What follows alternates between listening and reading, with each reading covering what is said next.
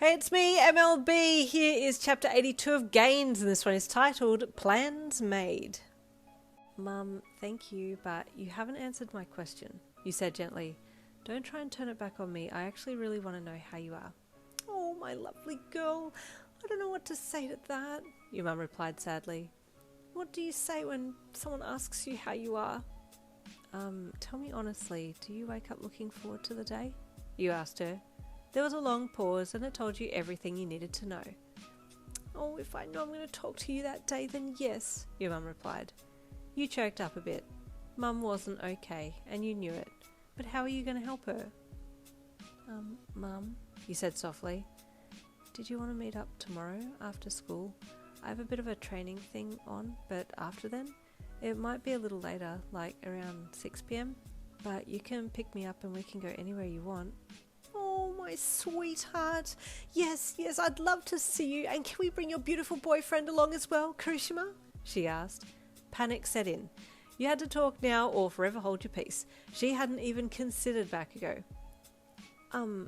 Mum, I've told you, Kiri is just a really good friend of mine, and so is Bakugou.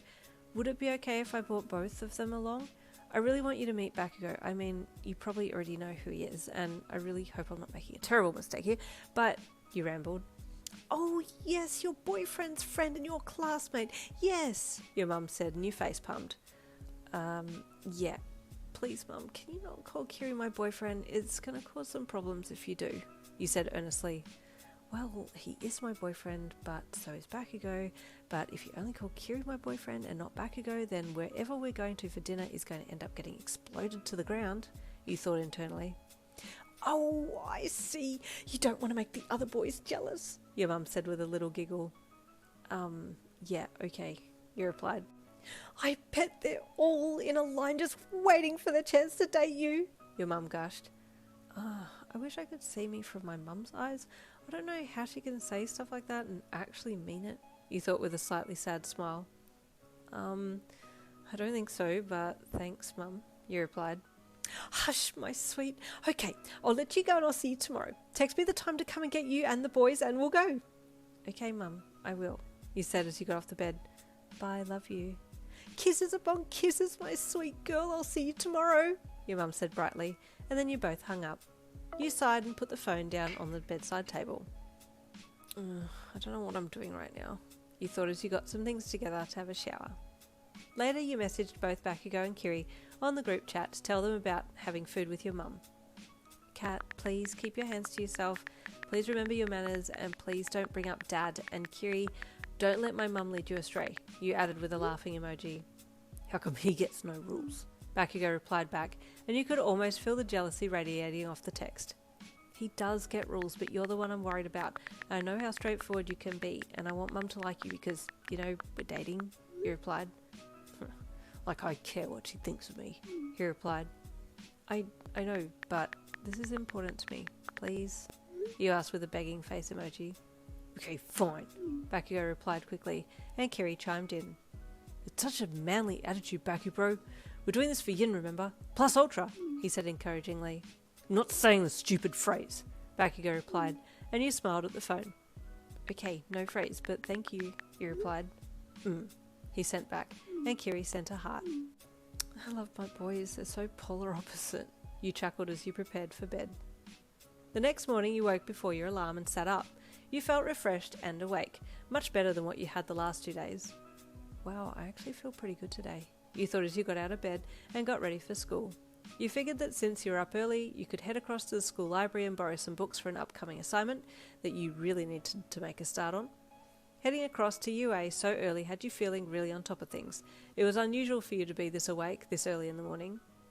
After getting your stuff from your locker and switching your shoes, you went to the library and got your books and then came back to put them in your locker. Most students had started to filter into the school locker area by now, and you had to fight your way through the crowds to get to your one, but you didn't see any of your classmates around. It was only when you stepped into your classroom that you realised that they were mostly all there and were crowded around your desk. Curiously, you entered and walked over. What's happening? You asked Sui, who was at the back of the group trying to peer over the shoulders of the taller students in front. Oh, Yin, Ribbit, she said with surprise, which alerted everyone else to your presence.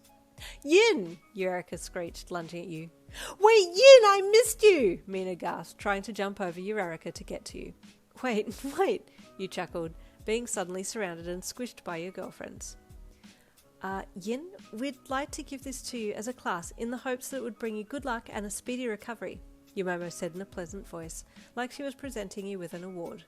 You finally saw what she was holding and your eyes brimmed with tears. Wait, you said as you reached out to her. She was holding a silver bracelet that had everyone's names engraved onto it, in their own handwriting with their own little flair to it.